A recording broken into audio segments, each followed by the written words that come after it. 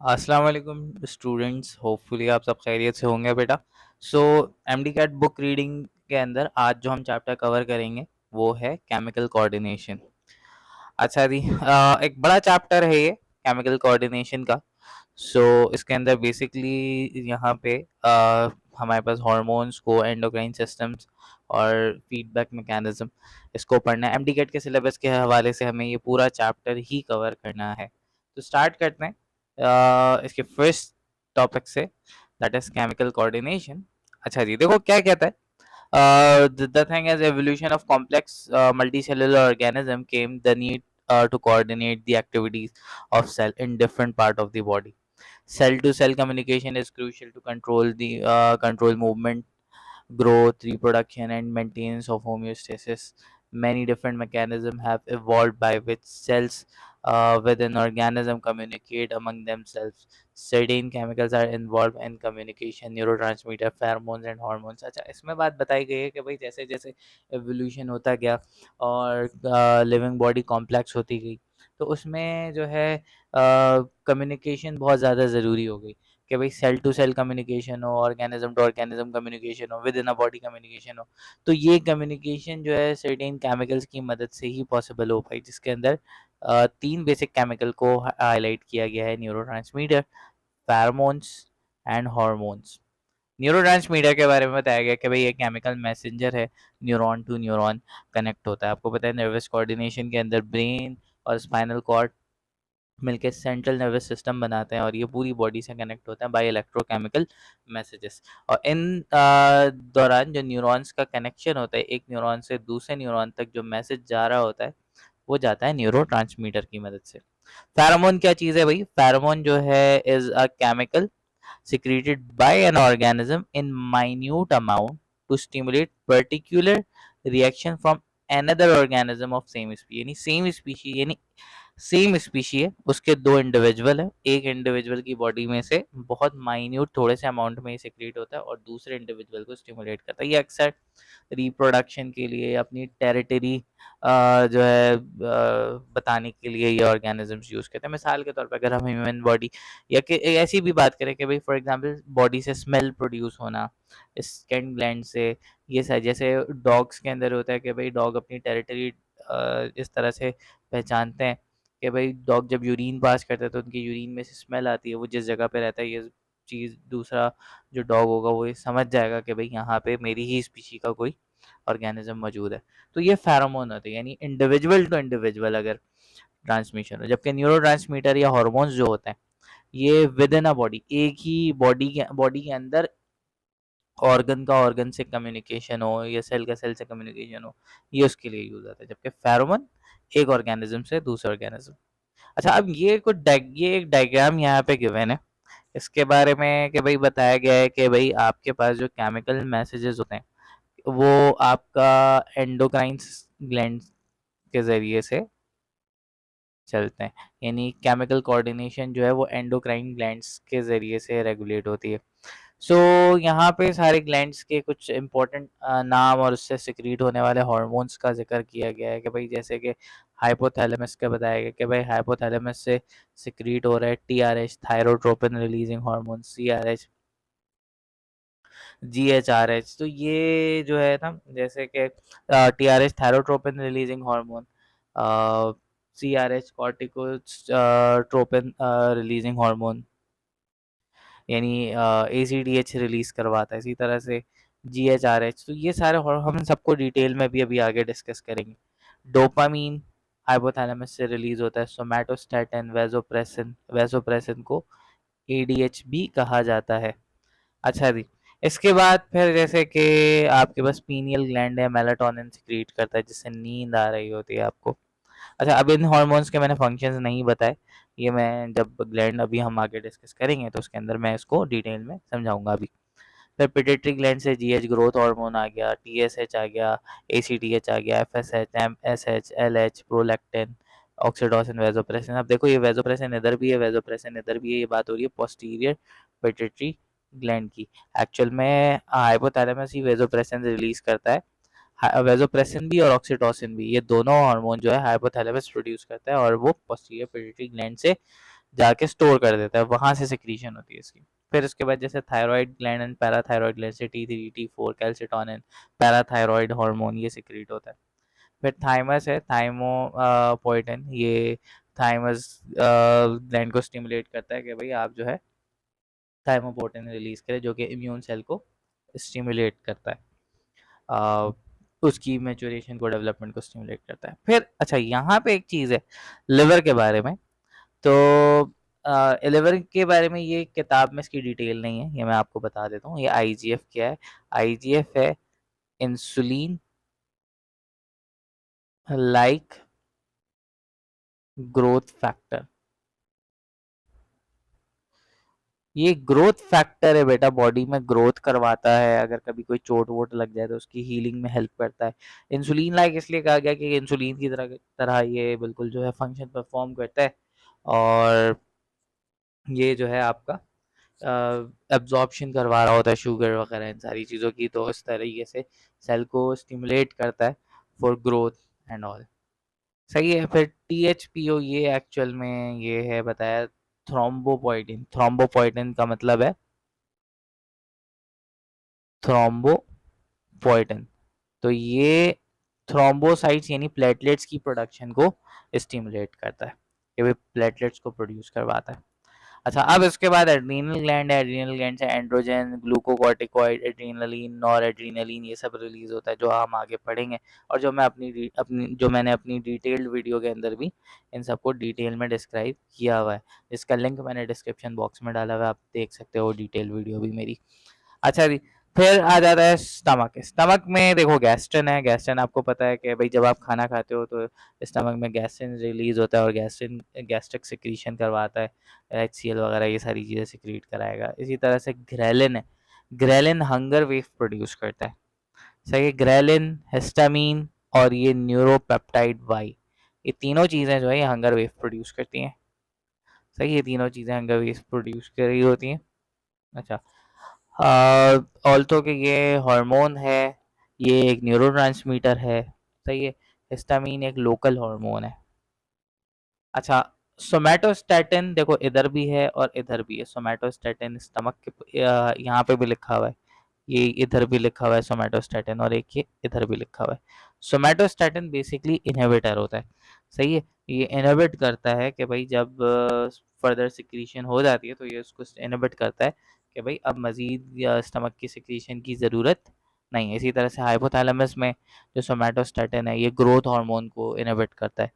Growth hormone को inhibit करता है कि वो ग्रोथ हार्मोन रिलीजिंग हार्मोन, ये जो GHRH हार्मोन है हाइपोथैलेमस से रिलीज होता है। ये GHRH पिट्यूटरी ग्लैंड में जाता है, उसको स्टिमुलेट करता है ताकि वो ग्रोथ हार्मोन रिलीज करे। और इसी तरह से सोमैटोस्टैटिन क्या करता है, ग्रोथ हार्मोन को रिलीज होने से रोकता है। तो इसी तरह से on the other and stomach में ये गैस्ट्रिन को सिक्रीट होने से रोक रहा होता है। पैनक्रियाज में ये फिर इंसुलिन की प्रोडक्शन को रोकता है। इस तरह से ये काम करता है। इंसुलिन है, ग्लूकागॉन है, ये आपको पता है कि क्या कर रहा होता है, आगे भी हम डिस्कस करेंगे। फिर आ जाता है किडनी है। कैल्सी ट्रायोल जो है ये विटामिन डी है एक्चुअल में, याद रखना, ये विटामिन डी है। तो विटामिन डी की तरह ही ये काम कर रहा होता है, यानी ये इंटेस्टीन में से कैल्शियम को ब्लड में अब्सॉर्ब करवाता है। फिर आ जाता है रेनिन। रेनिन ब्लड प्रेशर को कंट्रोल करता है। आपको पता है रास system, renin angiotensin aldosterone system, जो कि जब आपका ब्लड प्रेशर लो हो जाता है तो ये ब्लड प्रेशर को बढ़ाता है। इसी तरह से एरिथ्रोपॉइटिन है, जब आपके ब्लड में, जब आपकी बॉडी को ब्लड की ज़रूरत होती है तो ये ब्लड की प्रोडक्शन करवा रहा होता है। अच्छा, the on the other end ovaries में ये आपके पास ओवरी प्लेसेंटा में से एस्ट्रोजन प्रोजेस्टेरॉन सिक्रीट हो रहा है, ये आपको पता है कि भाई फीमेल सेक्सुअल हार्मोन्स हैं ये। टेस्टिस में एंड्रोजन, एंड्रोजन में बेटा ये टेस्टोस्टेरॉन ही लिखना चाहिए था यहाँ पे। सही है। Testosterone is a part of, is a type of androgen. So testosterone है। अच्छा, यहाँ पे लिखा हुआ है estradiol. Estradiol is a type of estrogen. Male में एस्ट्रोजन बहुत माइन्यूट क्वांटिटी में मौजूद होता है, जो कि टेस्टोस्टेरॉन से ही बनता है। तो थोड़ी सी क्वांटिटी मेल में एस्ट्रोजन की भी होती है, जो कि उसमें सेक्सुअल स्टिमुलेशन करवाती है। एंड फर्दर मोर इसके अलावा मेल में इसका एक और काम भी होता है कि कैल्शियम आयन की जो है ना एब्जॉर्प्शन भी करवा रहा होता है मेल में, लेकिन ये बहुत माइन्यूट क्वांटिटी में होता है तो इसका इफेक्ट बहुत नेग्लिजिबल होता है। इनहिबिन का काम ये होता है कि भाई जब स्पर्म की प्रोडक्शन हो जाए, स्पर्म की प्रोडक्शन को ये क्या करता है, कंट्रोल करता है, रुकवा देता है। अच्छा, अब आ जाता है यूट्रस। यूट्रस में प्रोलैक्टिन एंड रिलैक्सिन होगा, रिलैक्सिन। अच्छा, प्रोलैक्टिन का काम क्या होता है? देखो बेटा, प्रोलैक्टिन का काम ये होता है कि आपका, अच्छा देखो, प्रोलैक्टिन एक तो एंटीरियर पिट्यूटरी ग्लैंड से सिक्रीट होता है, जिसका काम मिल्क मेमोरी ग्लैंड को स्टिमुलेट करना कि वो मिल्क प्रोड्यूस करे। जबकि यूट्रस से भी सिक्रीट हो रहा होता है ये इसका काम होता है कि जब प्रेगनेंसी का टाइम होता है तो प्रेगनेंसी में को रेगुलेट करता है। एक काम तो ये होता है कि ये भाई रेगुलेट करता है प्रेगनेंसी को बाई, कैसे रेगुलेट करता है, एंडोमेट्रियम की थिकनिंग को बढ़ा देता है। एक तो प्रोजेस्टेरॉन एस्ट्रोजन ऑलरेडी एंडोमेट्रियम की थिकनिंग करवा रहे होते हैं, ये उसको मजीद बढ़ा देता है। मोर ओवर ये क्या करता है, ये करता है कि ये इनहिबिट करता है पिट्यूटरी ग्लैंड को कि भाई वो फर्दर एफएसएच और एलएच रिलीज ना करे during through out the pregnancy. अच्छा, फिर एक है रिलैक्सिन। रिलैक्सिन जो है लेबर कॉन्ट्रैक्शन में काम आता है, लेबर टाइम में काम आता है कि भाई जब मदर में, जैसे फॉर एग्जांपल ये मदर का यूट्रस है ना, अब यूट्रस के मसल्स फोर्स लगाएंगे ताकि भाई बच्चा जो है वो बाहर आए, तो ये यहाँ पे पेल्विक रीजन में जो मसल्स होते हैं, लिगामेंट होते हैं, उसको रिलैक्स करवा देता है ताकि पेल्विक खुल सके और वो बेबी जो है वो आराम से बाहर पुश हो सके। तो ये एक छोटी सी डायग्राम की इंटरप्रिटेशन थी जो मैंने आपको यहाँ पे दे दी। हम आगे बढ़ते हैं भाई। बताया गया है कि भाई हार्मोन जो है, एक ग्रीक वर्ड है हार्मोन का मतलब, जिसका मतलब होता है excite. It's a chemical messenger that secreted by specialized tissue called glands that is transported in the blood stream. सही है, ग्लैंड से सिक्रेट हो रहा है, ब्लड में ट्रांसपोर्ट हो रहा है। Many hormones reach all part of the body but only certain cells the target cell are equipped to respond. यानी हार्मोन ग्लैंड से सिक्रीट होने के बाद ब्लड में जा रहा है और ब्लड में जाने के बाद पूरी बॉडी में घूम रहा है, लेकिन सिर्फ टारगेट सेल ही उसको रिस्पॉन्ड कर पा रहा है।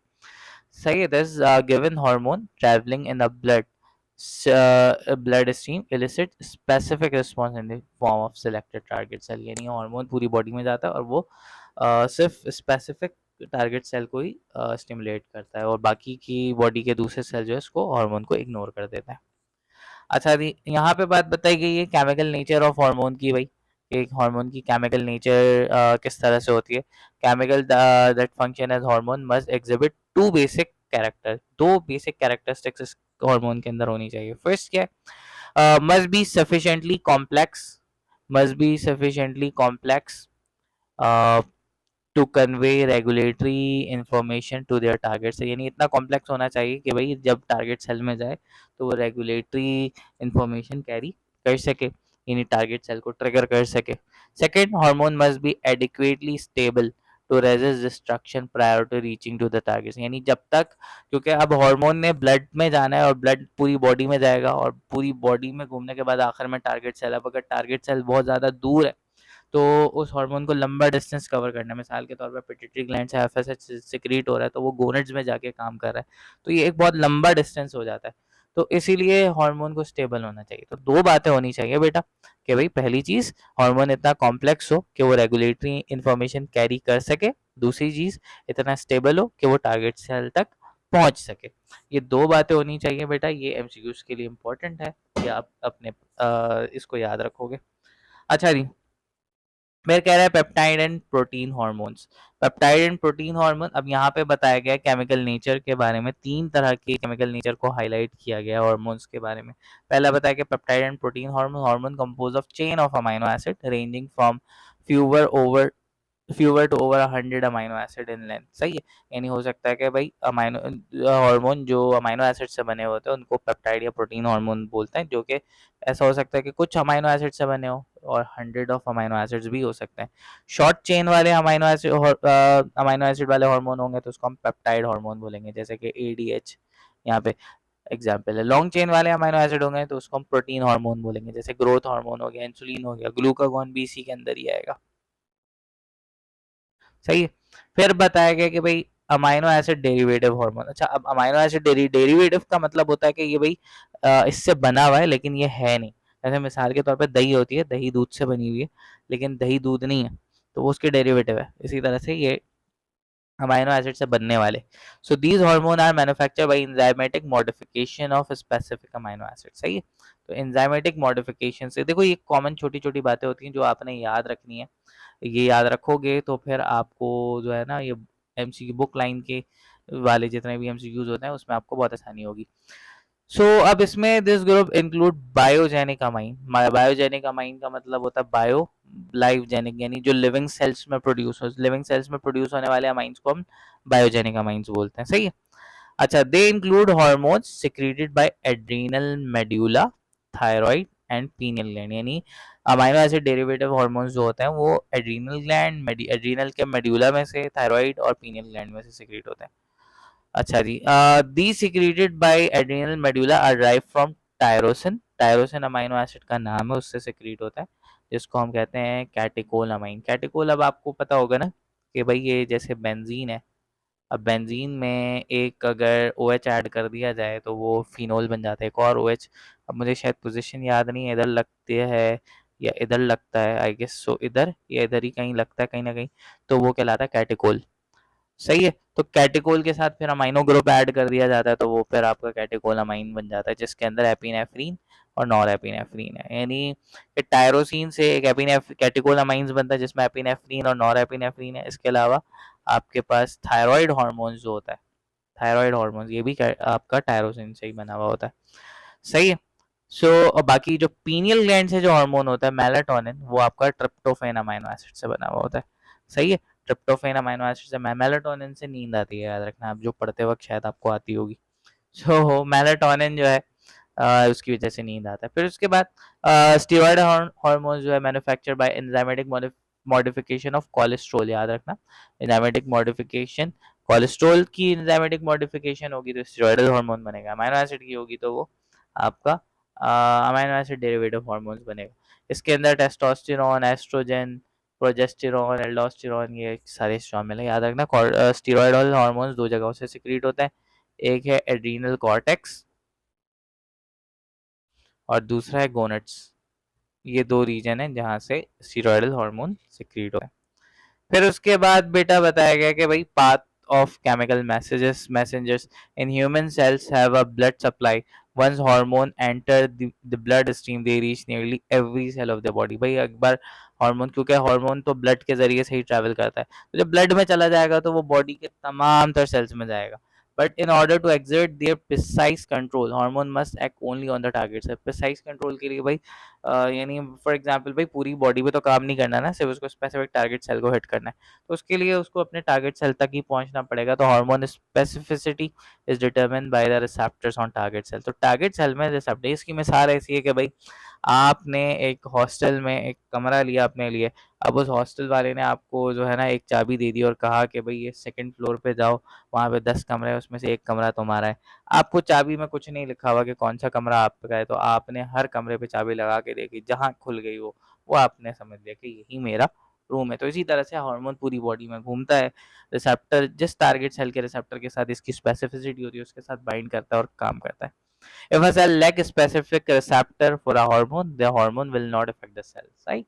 In addition, some hormone may have several different effects depending on the nature of the target cell at contact। सही है, बहुत सारे हार्मोन्स होते हैं जिसके मल्टीपल जो है रोल्स होते हैं, अब डिपेंड करता है किस तरह के टारगेट सेल से ये कॉन्टैक्ट करता है। Receptor for hormone are found in two general location on target cells, on the cell membrane and inside the cell. Hormone दो, इस रिसेप्टर दो किस्म के होंगे, या तो सेल मेम्ब्रेन पे लगे होंगे, उसको हम कहते हैं transmembrane, sorry for my writing बेटा, रिसेप्टर, ट्रांस मेम्ब्रेन रिसेप्टर। और जो सेल के अंदर होते हैं उसको हम कहते हैं मोबाइल रिसेप्टर। सही है। अच्छा जी, अब क्या एक्शन है भाई, दो किस्म के हार्मोन होते हैं, एक हाइड्रोफिलिक हार्मोन होता है पोलर, और एक हाइड्रोफोबिक हार्मोन होता है जिसको लिपोफिलिक भी कहते हैं। देखो, या चीजें या तो वाटर में सोल्यूबल होंगी या तो लिपिड में सोल्यूबल होंगी। वाटर में सोल्यूबल है तो वो हाइड्रोफिलिक है, अगर हाइड्रोफिलिक है तो उसको लिपोफोबिक बोलेंगे। सही है, और इसी तरह से इसका रिवर्स कर लो, लिपिड में सोल्यूबल है तो लिपोफिलिक है, लिपोफिलिक है तो हाइड्रोफोबिक होगा।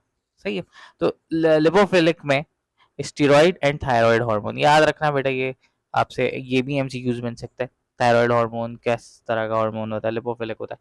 इसी तरह से प्रोटीन नेचर वाले हार्मोन्स जो होते हैं तो वो आपका हाइड्रोफिलिक होता है। सही है। अब देखो सेल मेम्ब्रेन जो है वो बनी हुई है किससे, वो है फॉस्फोलिपिड से। फॉस्फोलिपिड लिपोफिलिक है, तो जो हार्मोन लिपोफिलिक होगा वही इसको क्रॉस कर सकेगा, और जो हाइड्रोफिलिक होगा वो इसको क्रॉस नहीं कर सकेगा। तो दो किस्म के हार्मोन आपके पास काम करते हैं, एक करता है काम सेकंड मैसेंजर के जरिए से और एक डायरेक्ट काम करता है। तो भाई कहा गया कि hormone are soluble in water but insoluble in lipid, hence these hormone cannot cross the cell membrane, instead they react with protein receptor protruding from outside the surface of target cell membrane, यानी उस sales के साथ bind करता है जो कि protruded होता है सेल मेम्ब्रेन, यानी सेल के बाहर गड़ा हुआ होता है, ये अंदर नहीं आ सकता। सही है, अंदर नहीं आ सकता। In general hormone primary messengers that bind to the surface receptor trigger rapid short term response। अच्छा जी, अब इसको ज़रा समझते हैं कि भाई कहा गया है कि more frequently a second messenger system is used in this system when the hormone bind to the receptor the shape of the receptor is altered. जैसे ही आपका हार्मोन बाइंड करता है रिसेप्टर के साथ, तो रिसेप्टर की शेप जो क्या है ऑल्टर हो जाती है, trigger a series of biochemical reaction that alter the activity of cell, और उसकी शेप होने की वजह से बहुत सारे बायोकेमिकल रिएक्शन ट्रिगर हो जाते हैं जिसकी वजह से सेल की एक्टिविटी स्टार्ट होती है। In many cases the binding of hormone on the receptor activate on enzyme activated enzyme catalyze the conversion of ATP to cyclic adenosine monophosphate, यानी ADP के साथ 3 फॉस्फेट जुड़े हुए होते हैं। सही है, और एक फॉस्फेट निकाल दो तो बन जाता है ADP यानी डाइफॉस्फेट, एक और निकाल दो तो AMP बन जाता है, और AMP को साइक्लिक फॉर्म में कन्वर्ट कर दो वो CAMP कहलाता है। तो भाई बताया गया है कि ये हार्मोन जब अपने रिसेप्टर के साथ बाइंड करते हैं तो ये एंजाइम्स को एक्टिवेट कर देते हैं, और वो एंजाइम्स फिर क्या करता है एटीपी को सीएमपी में कन्वर्ट कर देता है। A mononucleotide that regulate many cellular activity CMP is often called second messenger. ये सेकंड मैसेंजर की तरह काम करता है। इट्स लाइक कि भाई फॉर एग्जांपल आपके घर पे कोई आया एंड कोई छोटा बच्चा बाहर निकलता है एंड वो उससे कहता है कि बेटा जाओ अपने अब्बा को बुला के लाओ, या उनके अब्बा को बोल दो कि ये काम है, कुछ भी है। अब वो बच्चा आता है दौड़ते हुए और फिर अब्बा को बताता है। तो उसी तरह से न्यूक्लियस जो है ना वो सेल का बाप है, और से ये हार्मोन अंदर तो जा नहीं सकता, तो ये बाहर से ही जो है ना सीएमपी यानी छोटे बच्चे को एक्टिवेट कर देता है जो कि फर्दर रिस्पॉन्स करवाता है। तो ये आपका सीएमपी को एक्टिवेट कर रहा है because it transfer the signal from first messenger hormone था the hormone to molecule within a cell। अच्छा, the hormone signal can cause the target cell to react in number of different ways, यानी जो hormone होता है जिसने आके bind किया है रिसेप्टर के साथ और वो रिसेप्टर से मल्टीपल काम करवा सकता है। कैसे? द रिएक्शन में involve the induction of protein synthesis करवा सकता है, एक्टिवेशन और इनएक्टिवेशन ऑफ एंजाइम, किसी एंजाइम की एक्टिवेशन इनएक्टिवेशन करवा सकता है, change in cell membrane permeability, cell membrane की परमिएबिलिटी को बढ़ा भी सकता है कम भी कर सकता है, चेंजिंग रिएक्ट विद ऑफ। अच्छा देखो, परमिएबिलिटी को बढ़ाना कम करना, मिसाल के तौर पे बेटा एडीएच क्या करता है, एडीएच वाटर की रीअब्जॉर्प्शन करवाता है, राइट? कि किडनी में से जो यूरिन से जो पानी निकल रहा था, तो ऑब्वियसली एडीएच आगे क्या कर रहा है, परमिएबिलिटी को बढ़ा रहा है वाटर की, ताकि वाटर ज़्यादा से ज़्यादा रीअब्जॉर्ब हो सके। सही है।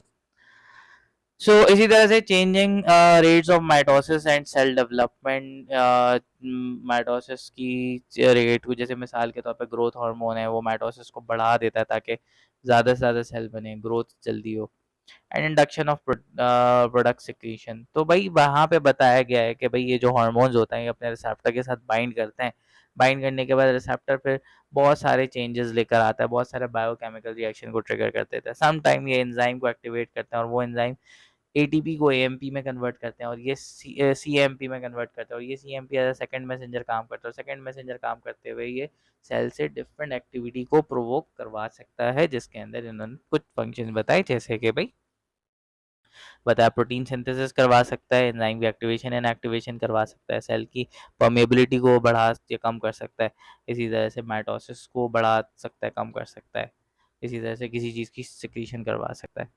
आगे बताया गया है कि भाई furthermore single hormone may be able to cause number of reaction in a single cell, यानी एक hormone number of reaction cause कर सकता है। अब देखो यहाँ पे जैसे ये बताया कि ये वाली डायग्राम आपने देखनी है, ये वाली, कि भाई ये देखो ये आपका टारगेट ग्लैंड है जिससे सिक्रीशन हुई, ब्लड में हार्मोन गया, ब्लड में हार्मोन जाने के बाद जैसे ही टारगेट पे पहुंचा तो ये हार्मोन आके अपने रिसेप्टर के साथ बाइंड करता है। इस रिसेप्टर ने सिग्नल भेजा और सिग्नल ट्रांसडक्शन से ये डिफरेंट केमिकल एक्टिवेट हुए। अब ये chemical that is second messenger system, जिसने क्या किया, डिफरेंट जो है रिस्पॉन्स दिया। तो पहले साइटोप्लाज्मिक रिस्पॉन्स आता है, फिर ऑब्वियसली हर काम सेल में डीएनए की परमिशन से होता है, तो साइटोप्लाज्मिक रिस्पॉन्स के बाद ये चीज़ें अंदर जाती है और डीएनए को एक्टिवेट करती है, तो न्यूक्लियर रिस्पॉन्स आता है और फिर जाके सेल डिसाइड करता है कि मैंने क्या करना है। ऑन दी अदर एंड ये दूसरे वाले पार्ट पे देखो कि भाई यहाँ से ग्लैंड से सिक्रीट हुआ, ब्लड में गया, ब्लड में जाने के बाद ये हार्मोन डायरेक्टली टारगेट सेल के अंदर आया, साइटोप्लाज्म को क्रॉस करके न्यूक्लियस के अंदर आया, अपने रिसेप्टर के साथ बाइंड करता है, बाइंड करने के बाद डीएनए के साथ जुड़ता है, इसकी एक्टिवेशन करवाता है और फिर ये प्रोटीन सिंथेसिस या जो भी काम होगा इसका ये करवा देगा। इसकी थोड़ी सी डिस्क्रिप्शन यहाँ पे लिखी है कि भाई steroidal hormone and thyroid hormone are lipid soluble and are therefore able to diffuse into the cell membrane and bind to the receptor inside the cell. Both steroid and thyroid hormone alter activity of gene. It may take from minutes to days of these hormone to exert their full effect. Okay, so इसका मतलब ये हुआ कि भाई ये minute से लेके days तक ये अपना फुल इफेक्ट को शो कर सकता है। These hormone bind to protein receptor in the nucleus. सही है, याद रखना, प्रोटीन इनके जो रिसेप्टर होता है न्यूक्लियस के अंदर होता है। These receptor hormone complex bind to the DNA, initiate the transcription of messenger RNA from specific gene. यानी स्पेसिफिक जीन को एक्टिवेट करते हैं और उसकी ट्रांसक्रिप्शन होती है, फिर उससे प्रोटीन की सिंथेसिस। तो याद रखना कि भाई ये जो लिपोफिलिक हार्मोन है ये डायरेक्ट आके सेल से बाइंड करेगा और इसने हर हाल में प्रोटीन की सिंथेसिस ही करवानी है, जबकि ये सेकंड मैसेंजर सिस्टम वाला जो था ये मल्टीपल काम कर सकता है कि भाई प्रोटीन की सिंथेसिस भी करवा सकता है, एंजाइम की एक्टिवेशन भी करवा सकता है, सेल की परमेबिलिटी भी चेंज कर सकता है, माइटोसिस को फास्ट भी कर सकता है, ये बहुत सारे काम कर सकता है। सो आई गेस यहाँ तक की बात समझ आ गई होगी, हम आगे बढ़ते हैं भाई। एंडोक्राइन सिस्टम ऑफ मेन की बात करते हैं। एंडोक्राइन सिस्टम ऑफ मेन के बाद इसके अंदर जिसमें ग्लैंड्स है, अच्छा एंडोक्राइन सिस्टम के अंदर glands patches of cell secrete hormones, यानी पूरा एक ऑर्गन ग्लैंड हो सकता है या फिर पैचेस ऑफ सेल्स हो सकते हैं, सेल के टुकड़े हो सकते हैं, जैसे कि पिट्यूटरी ग्लैंड, थायराइड ग्लैंड, ये सारे ग्लैंड इसके अंदर शामिल हैं। अब इसमें भाई फॉर एग्जांपल बताया गया cells in these glands secrete hormone into the extracellular fluid where it diffuse into the surrounding blood capillaries। यानी इसमें से extracellular fluid में हार्मोन रिलीज होता है जहां से ये ब्लड में absorb हो जाता है। For this reason hormone are referred to as endocrine secretion. In contrast, cell of some gland excrete their product into particular duct और into the gut, for example pancreas. यानी अब इसके अलावा कुछ ऐसे ग्लैंड्स होते हैं जिसमें से सिक्रीशन जो है वो डक्ट में जाती है या डायरेक्टली गट में जाती है, तो उसको हम एक्सोक्राइन ग्लैंड कहते हैं। सही है, जैसे पैनक्रियाज हो गया, ये सब हो गया। पैनक्रियाज एंडोक्राइन एक्सोक्राइन दोनों में आ जाता है। सबसे पहला जो ग्लैंड यहाँ पे बताया गया है दैट इज हाइपोथैलेमस। तो भाई यहाँ पे बात बताई गई है कि भाई hypothalamus is a part of brain that contain clusters of specialised cells called neurosecretory cells. यानी हाइपोथैलेमस आपका ब्रेन का पार्ट है और जिसमें क्या होता है, क्लस्टर्स ऑफ सेल्स होते हैं जिसको हम कहते हैं न्यूरोसेक्रेटरी सेल्स। सही है। These hormone releasing cells in the hypothalamus are two sets of neurosecretory cells। यानी भाई ये जो न्यूरोसेक्रेटरी सेल्स हैं जो कि हार्मोन रिलीज करते हैं, ये दो किस्म के होते हैं, दो सेट्स होते हैं। whose secretion are stored in or regulate the activity of the pituitary gland। यानी जिसकी सिक्रीशन जो कि स्टोर्ड होती है और पिट्यूटरी ग्लैंड की सिक्रीशन को, एक्टिविटी को रेगुलेट करती है। अब कहा गया है कि भाई a set of neurosecretory cell in the hypothalamus exert control over anterior pituitary lobe by secreting two kind of hormone into bloodstream, releasing hormone making anterior pituitary lobe to secrete its hormone and inhibiting hormones from hypothalamus make the anterior pituitary to stop secreting। यानी एक neurosecretory cell में एक set ऐसे sales को कहते हैं जिसमें से दो किस्म के हार्मोन सिक्रीट होते हैं जो कि एंटीरियर पिट्यूटरी ग्लैंड को कंट्रोल करते हैं। एक रिलीजिंग हार्मोन जो कि एंटीरियर पिट्यूटरी ग्लैंड को स्टिमुलेट करेंगे कि भाई अपना हार्मोन रिलीज करो, और इनहिबिटिंग हार्मोन जो एंटीरियर पिट्यूटरी ग्लैंड को इनहिबिट कर देंगे कि भाई अपना हार्मोन रिलीज करना बंद कर दो। और फिर बताया गया कि भाई एनदर सेट जो है, दूसरा सेट जो है न्यूरोसिक्रीटरी सेल का, वो दो हार्मोन प्रोड्यूस करता है, ADH and oxytocin, which are stored and secreted from posterior gland, यानी ये पोस्टीरियर ग्लैंड से सिक्रीट होता है। अब देखो यहाँ पे दिखाया गया है कि भाई हाइपोथैलेमस में ये एक सेल है, ये देखो इसको थोड़ा सा जूम करते हैं, ये देखो भाई यहाँ पे दिखाया गया है कि भाई आपके पास ये सेल है। अब ये दो ग्लैंड्स है, एक है एंटीरियर पिट्यूटरी ग्लैंड और एक है पोस्टीरियर पिट्यूटरी ग्लैंड।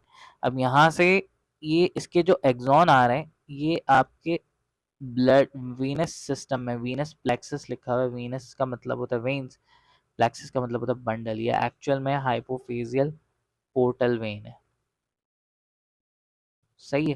तो यहाँ से इसकी सिक्रीशन होगी, वो पहले ब्लड में जाएगी और ब्लड के जरिए से आपके एंटीरियर पिट्यूटरी ग्लैंड में जाएगी, यानी न्यूरॉन का डायरेक्ट कनेक्शन नहीं है एंटीरियर पिट्यूटरी ग्लैंड के साथ, सही है।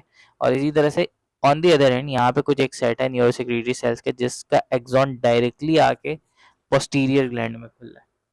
तो पोस्टीरियर ग्लैंड में डायरेक्ट सिक्रीशन, यानी अगर आप इन दोनों में क्लियर फर्क देखो कि भाई हाइपोथैलेमस का एक्सॉन सीधा पहुंचा रहा है पोस्टीरियर पिट्यूटरी ग्लैंड तक, और यहाँ पे ऐसा नहीं है, जो सिक्रीशन है वो ब्लड के जरिए से आ रही है, सही है। सो ये बेसिक डिफरेंस है। अच्छा जी, अब ये बहुत सारे हार्मोन्स हैं जो कि हम अभी एक-एक करके सबको डिस्कस कर रहे होंगे भाई।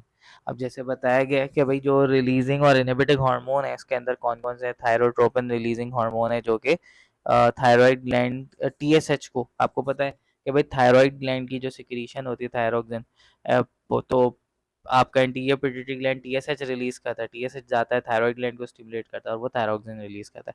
तो टीएसएच को रिलीज कराने के लिए thyroid tropine releasing hormone release होता है। तो हाइपोथैलेमस जब टीआरएच रिलीज करता है तो टीआरएच जाता है पिट्यूटरी ग्लैंड को, और पिट्यूटरी ग्लैंड टीएसएच रिलीज करता है और टीएसएच जाके थायराइड ग्लैंड को स्टिमुलेट करता है कि भाई अपना हार्मोन रिलीज करो। इसी तरह से कॉर्टिकोट्रोपिन रिलीजिंग हार्मोन सीआरएच ये जाके once again hypothalamus pituitary anterior pituitary gland को स्टिमुलेट करता है कि भाई क्या रिलीज करो, एसीटीएच, और एसीटीएच पर जाके एड्रीनल कॉर्टेक्स को स्टिमुलेट करता है। इसी तरह से गोनाडोट्रोपिन रिलीजिंग हार्मोन है जो कि पिट्यूटरी ग्लैंड को स्टिमुलेट करता है कि भाई एफएसएच और एलएच रिलीज करो। इसी तरह से भाई ग्रोथ हार्मोन रिलीजिंग हार्मोन है जो कि एंटीरियर पिट्यूटरी ग्लैंड को स्टिमुलेट करता है कि ग्रोथ हार्मोन रिलीज करो। इसी तरह से ग्रोथ हार्मोन इनहिबिटिंग हार्मोन भी होता है कि ये स्टिमुलेट कर रहा होता है, तो ये क्या करता है पिट्यूटरी ग्लैंड को इनहिबिट कर देता है कि भाई अब ग्रोथ हार्मोन रिलीज करना बंद करो। इसी तरह से प्रोलैक्टिन इनहिबिटिंग हार्मोन भी होता है जो कि प्रोलैक्टिन की सिक्रीशन को रुकवाता है। On the other end melanocyte inhibiting hormone भी होता है कि भाई जो कि एमएसएच की सिक्रीशन को रुकवाता है। अब एमएसएच एंटीरियर पिट्यूटरी ग्लैंड से सिक्रीट होता है और अब एमएसएच जाता है मेलानिन, यानी मेलानोसाइट्स को स्टिमुलेट करता है कि वो मेलानिन रिलीज करे जब आप धूप में निकलते हो। ठीक हो गया भाई। अच्छा, अब बात करते हैं यहाँ पे पिट्यूटरी ग्लैंड की। Pituitary gland also known as hypophysis. Hypophysis का मतलब, हाइपो का मतलब तो हाइपोथैलेमस, फाइसिस का मतलब होता है एक्सटेंशन, तो it's an extension of hypothalamus, right. It's a pea size gland that dangles, अच्छा पी साइज का ग्लैंड होता है, डैंगल्स फ्रॉम हाइपोथैलेमस, यानी हाइपोथैलेमस से निकल रहा है विद अ स्टॉक एनाटॉमिकली। इस स्टॉक का नाम इनफंडिब्यूलम होता है, शायद बुक में लिखा हुआ नहीं है तो मैं यहाँ पे लिख देता हूँ, सही। One of which appear glandular and are called anterior, जो एंटीरियर पिट्यूटरी ग्लैंड होता है वो ग्लैंडुलर होता है, यानी उसके अपने ग्लैंड सेल्स होते हैं, क्योंकि आपको बताया था कि हाइपोथैलेमस जो है, हाइपोथैलेमस से जो न्यूरोसेक्रेटरी सेल्स हैं वो एंटीरियर पिट्यूटरी ग्लैंड तक जो आ रहे हैं वो ब्लड के जरिए से आ रहे हैं। तो एंटीरियर पिट्यूटरी ग्लैंड के अपने ग्लैंड सेल्स होते हैं जो कि सिक्रीशन करते हैं। So anterior pituitary gland, that's why it is called adenohypophysis। adeno का मतलब होता है glandular। On the other end, जबकि posterior pituitary gland में जो है हाइपोथैलेमस से एक्सॉन आके खुल रहा है और एक्सॉन से हार्मोन आके पोस्टीरियर ग्लैंड में स्टोर हो रहा है, और पोस्टीरियर ग्लैंड का अपना खुद का कोई हार्मोन नहीं होता, तो इट इज कॉल्ड न्यूरोहाइपोफाइसिस, यानी नर्वस एक्सटेंशन होता है पोस्टीरियर पिट्यूटरी ग्लैंड, सही है भाई। अच्छा, पहले हम बात करते हैं इंटीरियर की एडिनोहाइपोफाइसिस की, जिसके जो कि is an independent endocrine gland. It produce at least 7 essential hormones, सही है, at least 7 essential hormone, many of which stimulate growth of target organ as well as production and secretion of other hormone from additional endocrine gland। यानी बहुत सारी जो 7 में से बहुत सारे ऐसे होते हैं जो कि टारगेट ऑर्गन की ग्रोथ भी करवाते हैं और उसके अंदर हार्मोन की प्रोडक्शन और सिक्रीशन को भी स्टिमुलेट करते हैं। therefore several hormone of the pituitary gland, collectively termed as tropic hormone or tropins, tropic hormone act on other endocrine gland to stimulate secretion of hormone produce the target cell. यानी ये tropine hormone वो hormone होता है जो कि दूसरे से endocrine gland को स्टिमुलेट करते हैं कि भाई अपना हार्मोन सिक्रीट करो। अच्छा जी, उसके बाद है कि भाई जैसे इसके अंदर आपके पास कौन कौन से, जैसे ACTH है जो कि एड्रीनल कॉर्टेक्स को स्टिमुलेट करता है, कभी कॉर्टिकोस्टेरॉइड, कॉर्टिको यानी एड्रीनल कॉर्टेक्स, और स्टेरॉइड का मतलब वो हार्मोन की नेचर स्टेरॉइडल होती है, तो ये कहता है कि भाई कॉर्टिकोस्टेरॉइड हार्मोन्स कहलाते हैं। On the other and MSH release करता है, मेलानोसाइड स्टिमुलेटिंग हार्मोन, जो कि जब आप धूप में निकलते हो तो ये इसको स्टिमुलेट करता है कि भाई मेलानिन रिलीज करो। उसके अलावा मेलानिन की जो डिस्पर्जन है, सारे काम ये कर रहा होता है। और इसी तरह से ग्रोथ हार्मोन सोमैटोट्रोपिन हार्मोन या सोमैटोट्रोपिक हार्मोन, ये मसल्स को और बोन्स की ग्रोथ करवा रहा है। फिर प्रोलैक्टिन है, मेमोरी ग्लैंड को स्टिमुलेट करता है कि भाई मिल्क प्रोड्यूस करे। फिर थायरोट्रोपिन रिलीजिंग हार्मोन है, ये स्टिमुलेटिंग हार्मोन है, ये थायरॉइड ग्लैंड को स्टिमुलेट करता है कि भाई थायरोक्सिन रिलीज करे। ल्यूटेनाइजिंग हार्मोन है जो कि स्टिमुलेट करता है गोनेट को, टेस्टिस को भी, ओवरीज को भी, और जो कि स्टीरॉयडल हार्मोन, जैसे ओवरीज है तो oestrogen production, sorry progesterone secrete करवाता है, और टेस्टिस है तो टेस्टोस्टेरोन सिक्रीट करवाएगा। इसी तरह से फॉलिकुलर स्टिमुलेटिंग हार्मोन है जो कि ओवेरियन फॉलिकल की डेवलपमेंट करवाता है female. In male it required for the development of sperm. FSH and LH are called gonadotropin hormone। सही है भाई। पोस्टीरियर के बारे में बात बताई गई है कि भाई posterior pituitary gland contain ending of two types of neurosecretory cells whose bodies are found on the hypothalamus। बताया गया कि भाई पोस्टीरियर में नर्व एंडिंग्स होती हैं उसकी, जिसकी बॉडी हाइपोथैलेमस में होती है, क्योंकि हाइपोथैलेमस का ही न्यूरॉन होता है। अब ये हार्मोन क्या सिक्रिएट करता है? ADH, एंटी डायोरेटिक हार्मोन, जिसको हम वेजोप्रेसिन भी कहते हैं, और ऑक्सीटोसिन। अच्छा, which is generally known, which literal means hormone that prevent urination. यानी ADH एक ऐसा हार्मोन है जो कि यूरिनेशन को प्रिवेंट करता है, हेल्प प्रिवेंट डिहाइड्रेशन, जिससे डिहाइड्रेशन बचती है। यानी कि भाई अगर बंदे ने पानी नहीं पिया हुआ या बंदे को बहुत ज़्यादा पसीना आ रहा है, तो बहुत ज़्यादा पानी अगर यूरिन से भी निकल जाएगा तो पानी का तो लॉस होगा, तो ये उसको डिहाइड्रेशन से प्रिवेंट करता है। ADH causes more water to be reabsorbed from urine and retain in the body. यानी ये यूरिन में स्टोर करवाता है, इसीलिए हम लिमिटेड क्वांटिटी में ही यूरिन पास कर रहे होते हैं। इवन कि आपको पता है ADH की अगर कभी कमी हो जाए या कम हो जाता है तो ADH की कमी की वजह से डायबिटीज़ इंसिपिडस हो जाता है, जिसकी वजह से बंदा एक दिन में 7-8 लीटर 10-10 लीटर यूरिन पास कर रहा होता है, जबकि हम नॉर्मल इंसान 1 से 1.5 लीटर यूरिन पास करते हैं दिन में। ऑक्सीटोसिन है जिसमें टू प्राइमरी फिजियोलॉजिकल इफेक्ट होता है। पहला है it stimulate uterine contraction during labour and stimulate breast tissue contraction to promote lactation after childbirth. यानी पहली दफ़ा में कि भाई यूट्रस को कॉन्ट्रैक्शन में हेल्प करता है एंड इसी तरह ताकि बर्थ हो सके। और जो है दूसरा, मेमोरी ग्लैंड में से मिल्क रिलीज करवाता है, सही, जब बच्चा सक कर रहा होता है मदर के निपल्स को, ताकि वो जो है दूध पी सके। तो ये काम कर रहा है। मेल में इसका काम ये होता है कि मेल में ये इजैकुलेशन करवाता है, स्पर्म रिलीज करवाता है। जब मेल सेक्सुअली स्टिमुलेट होता है तो स्पर्म जो रिलीज होता है वो करवाता है। So additionally serving as chemical messenger in the brain, it plays signalling part in social interaction and human behaviour. यानी भाई ये बॉन्ड हार्मोन भी होता है ऑक्सीटोसिन। सही है भाई। तो इस तरह से ऑक्सीटोसिन फंक्शन परफॉर्म कर रहा होता है। थायराइड ग्लैंड में बेटा जो है in human thyroid gland is located at the base of neck in front of trachea wind pipe. Trachea के बिल्कुल सामने होता है, नेक की बेस में मौजूद होता है, सही है। It is it is comprise of two lobes, it's a bilobular gland and isthmus. यानी मिसाल के तौर पे भाई ये एक लोब है एंड ये इसका सेकंड लोब है, ये दो लोब्स है ना। अब इसके बीच में ये वाला जो हिस्सा है, दिस इज आइस्मस, एंड ये लेफ्ट लोब, एक राइट लोब। अच्छा जी, that binds them together. Thyroid gland produce three major hormones. तीन मेजर हॉर्मोन्स प्रोड्यूस करता है। एक है T3, जिसको हम ट्राई आयोडोथायरोनिन कहते हैं, इसका मतलब है इसके साथ तीन आयोडीन जुड़ा हुआ होता है। एक है T4, जिसको टेट्रा आयोडीन आयोडोथायरोनिन कहते हैं, इसके साथ चार आयोडीन जुड़ा हुआ होता है, और इसको हम थायरोक्सिन भी बोलते हैं। And calcitonin. Thyroxine or T4 contain 4 atoms of iodine. It is secreted in greater amount but is less potent than T4.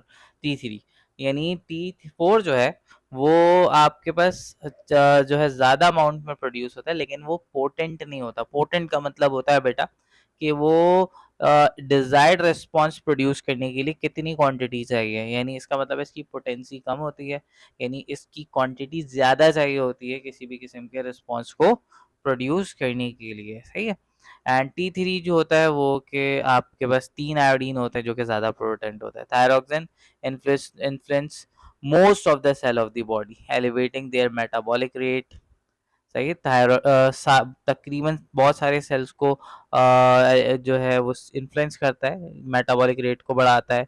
Its effect include increasing oxygen consumption and heart rate, and stimulating the synthesis of enzyme that break glucose and provide energy।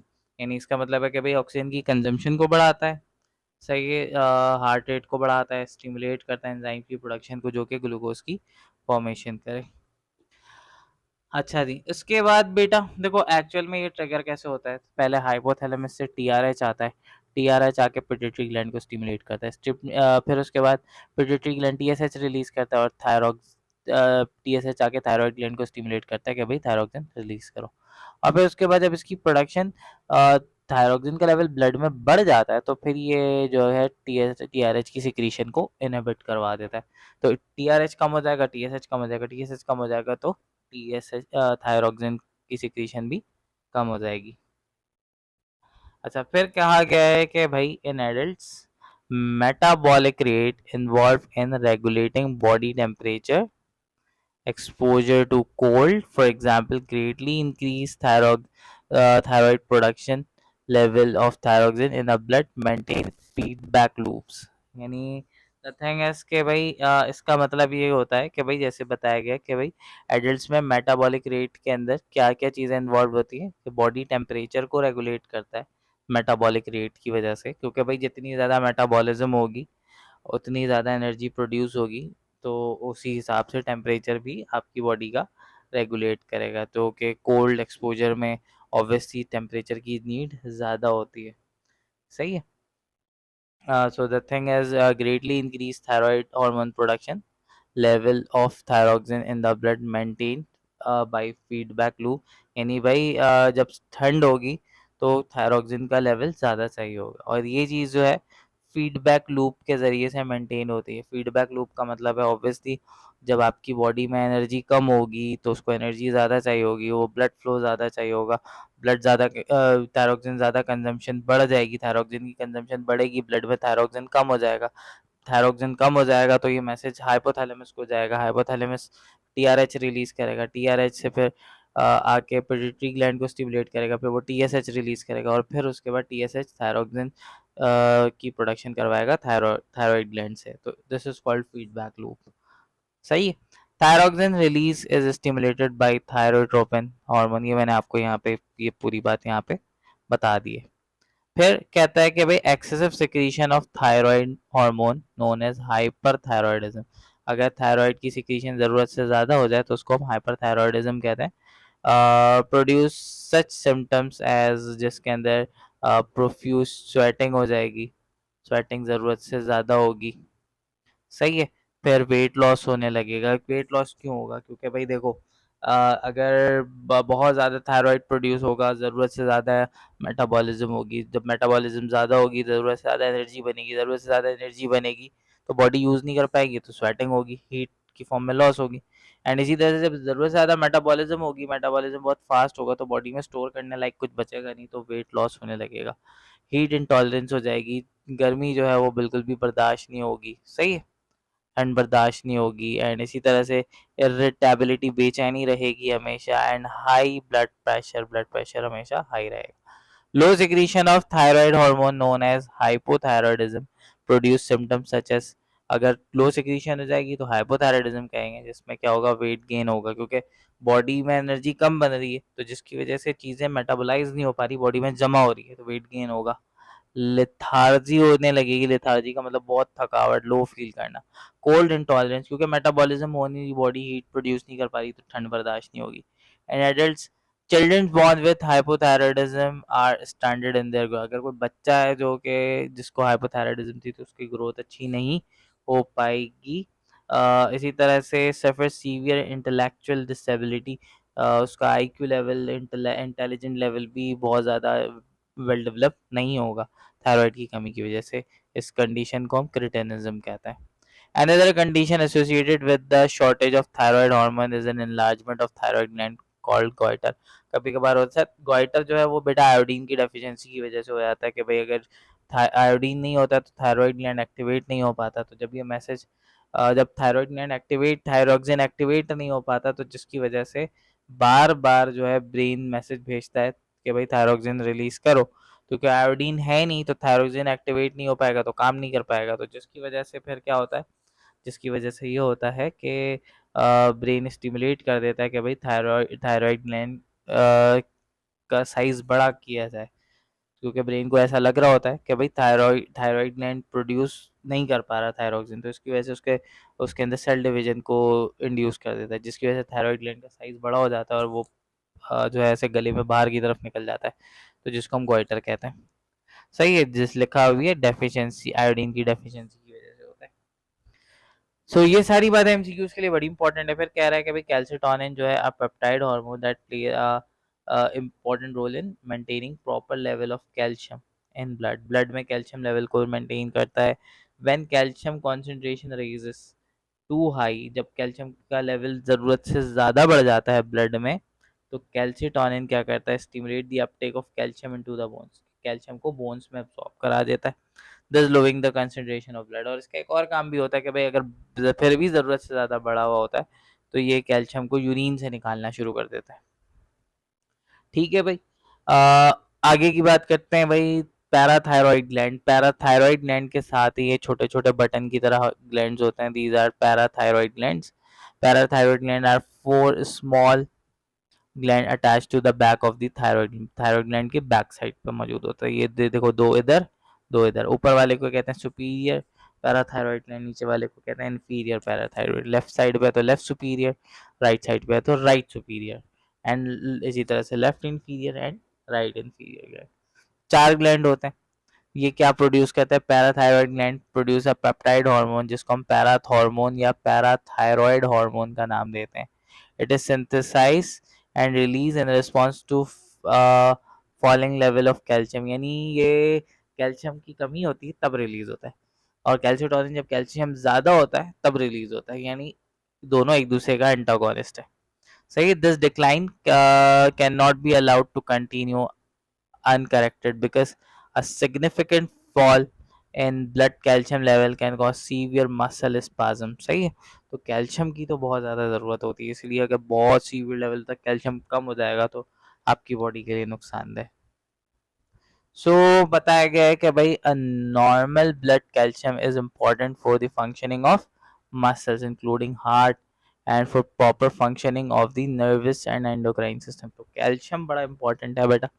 तो पैराथ hormone क्या करता है, stimulate करता है osteoclast one of the bone cell in bone to dissolve the calcium phosphate crystal to the bone matrix and release calcium into the blood. यानी ये क्या करता है कि भाई कैल्शियम की ज़रूरत से ज़्यादा कमी हो जाती है तो ये क्या करता है कि ऑस्टियोक्लास्ट को स्टिमुलेट करता है ताकि वो कैल्शियम को डिसॉल्व करे और फिर वो कैल्शियम जो है वो क्रिस्टल से डिसॉल्व होकर बोन मैट्रिक्स में आए और फिर वहाँ से वो ब्लड में रीअब्जॉर्ब हो सके।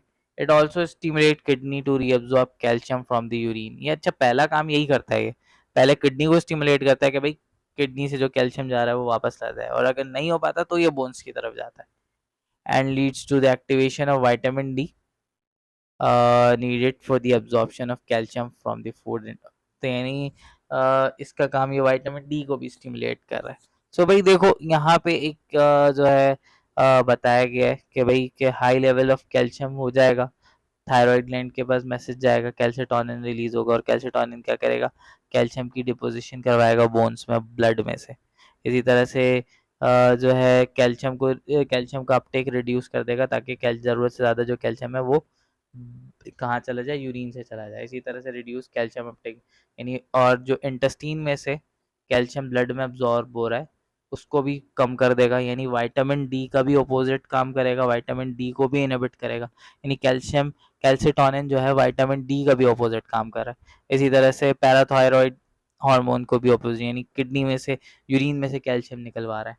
ऑन दी अदर एंड अगर कैल्शियम का लेवल लो हो जाएगा तो ये मैसेज पैराथायरॉयड ग्लैंड के पास जाएगा, पैराथ हार्मोन रिलीज होगा।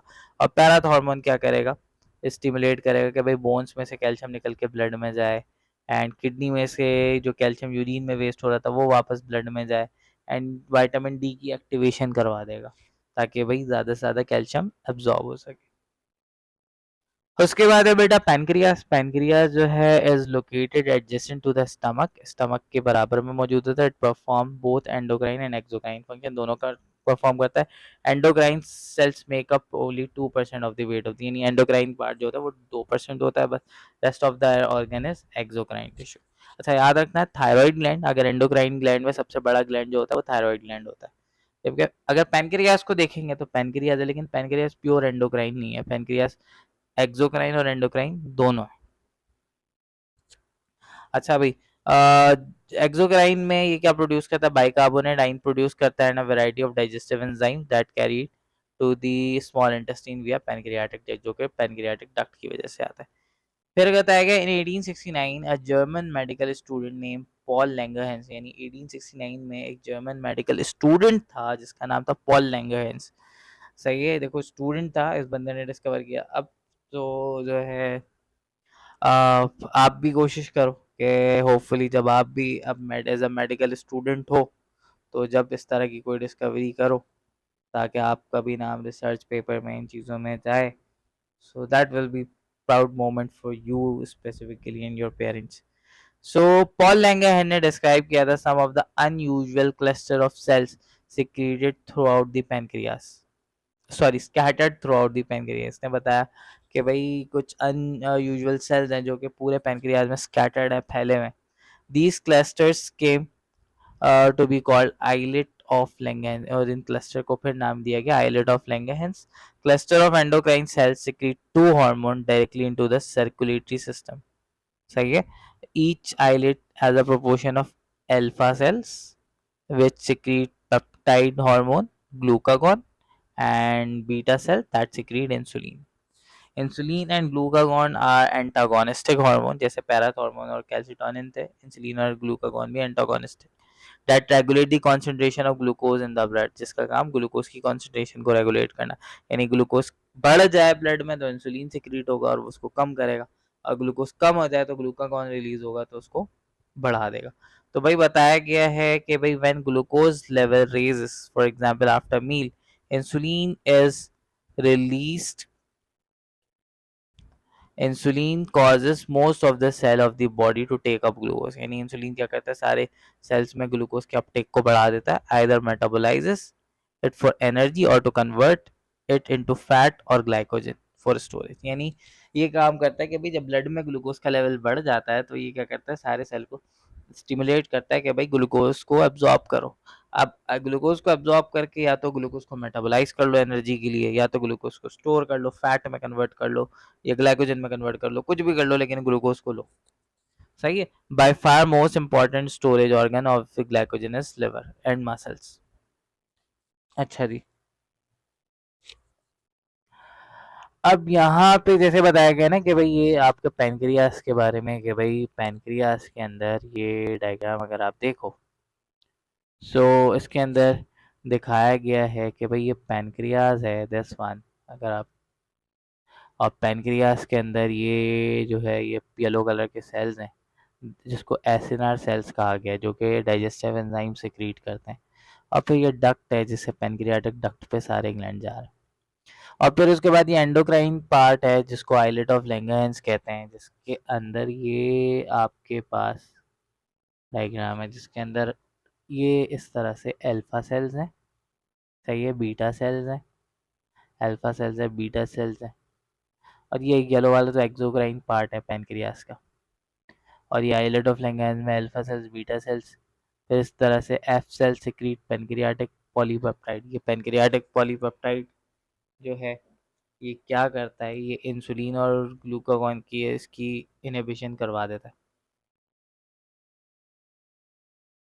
सॉरी, इंसुलिन क्या कह रहा हूँ, पेनक्रियाटिक जूस की इनहिबिशन करवा देता है, ताकि भाई जब पेनक्रियाटिक जूस की नीड कम हो जाती है, ख़त्म हो जाती है, तो ये उसको इनहिबिट करवा देता है। जबकि इसी तरह से डेल्टा सेल है जो सोमैटोस्टैटिन रिलीज़ करता है, इसका काम ये होता है कि भाई इंसुलिन और ग्लूकागॉन की ज़रूरत अब नहीं रही है, तो ये उसको इनहिबिट करवा देता है। सो यहाँ पे लिखा है कि भाई when blood glucose level drop, for example after a person skip breakfast, glucagon is release. जब ग्लूकोज का लेवल ड्रॉप होता है कि भाई अगर बंदे ने खाना नहीं खाया, ब्रेकफास्ट नहीं किया, तो ग्लूकोज रिलीज, ग्लूकागॉन रिलीज होता है, जो कि it activate liver enzyme that break down glycogen releasing glucose into the blood, जो कि लिवर में ऐसे एंजाइम की एक्टिवेशन करवाता है जो ग्लाइकोजन को ग्लूकोज में कन्वर्ट करे। It also promote lipid breakdown releasing fatty acid that are metabolise for energy, यानी ये फिर फैटी एसिड की मेटाबॉलिज्म भी करवा देता है, फैट की मेटाबॉलिज्म करवा देता है ताकि बॉडी को एनर्जी मिले। So defect in insulin production, release और reception by target cell result in diabetes mellitus, यानी अगर किसी किस्म का डिफेक्ट हो जाएगा इंसुलिन की प्रोडक्शन में या तो फिर इंसुलिन का के टारगेट रिसेप्शन में, तो उसको की वजह से डायबिटीज़ हो जाएगी, क्योंकि भाई इंसुलिन नहीं होगा तो ऑब्वियसली ब्लड का शुगर बढ़ा रहेगा, वो कहाँ ख़त्म कम नहीं हो पाएगा। तो condition in which blood glucose level is high fluctuate wildly with sugar intake. जैसे इस डायग्राम में यू कैन सी कि भाई यहाँ पे आपका हाई शुगर लेवल है, ये शुगर लेवल हाई हो रहा है, ये जा रहा है पैनक्रियास पे, मैसेज जा रहा है, और पैनक्रियास रिलीज कर रहा है इंसुलिन। इंसुलिन क्या कर रहा है, टिश्यू सेल को स्टिमुलेट कर रहा है, लिवर को स्टिमुलेट कर रहा है, ग्लूकोज के अपटेक को बढ़ा रहा है, ताकि इसके रिजल्ट में क्या हो रहा है, शुगर लेवल लो हो जाता है। एंड इसी तरह से भाई जब शुगर लेवल लो हो जाता है तो यही मैसेज पैनक्रियास पे जाता है, और पैनक्रियास रिलीज करता है ग्लूकागॉन, और ग्लूकागॉन क्या करता है, ग्लाइकोजन की ब्रेकडाउन को बढ़ाता है, फैट की ब्रेकडाउन को बढ़ाता है, और शुगर का लेवल दोबारा से बढ़ना शुरू हो जाता है। अच्छा, फिर कहा गया कि भाई the lack of functional insulin and diabetics cause the body to rely much more heavily on fat as an energy source, leading to the high circulating level of lipid, including cholesterol. Severe diabetes cause fat deposit in the blood vessel, resulting in high blood pressure and heart disease. तो the thing is कि भाई जब insulin की deficiency होती है और diabetes persistent हो जाता है, तो जिसकी वजह से बॉडी को एनर्जी सोर्स के लिए फैट को यूज़ करना पड़ता है, जिसकी वजह से सर्कुलेटरी फैट की कंपोजिशन की कंसंट्रेशन बढ़ जाती है, जिसमें कोलेस्ट्रॉल वगैरह ये बढ़ने लगता है। और जब सीवियर डायबिटीज़ अगर होता है तो फैट की डिपोजिशन होना शुरू हो जाती है ब्लड वेसल पे, जिसकी वजह से ब्लड प्रेशर बढ़ता है, हार्ट डिजीज ज़्यादा होने लग जाती है। So fatty deposition in small vessel can also cause damage to the retina of eye, कि भाई अगर फैट की डिपोजिशन आपके स्मॉल वेसल पे हो जाए तो भाई आईज का रेटिना भी डैमेज हो जाता है, leading to blindness and kidney leading to the kidney failure. इसलिए ख़ास तौर पे डायबिटिक पेशेंट को किडनी प्रॉब्लम अक्सर होती है, आई प्रॉब्लम हो जाती है, पैसा जो है कैटरैक्ट हो जाता है, मोतिया उतर आता है आँखों पे, किडनी प्रॉब्लम होने लग जाती है।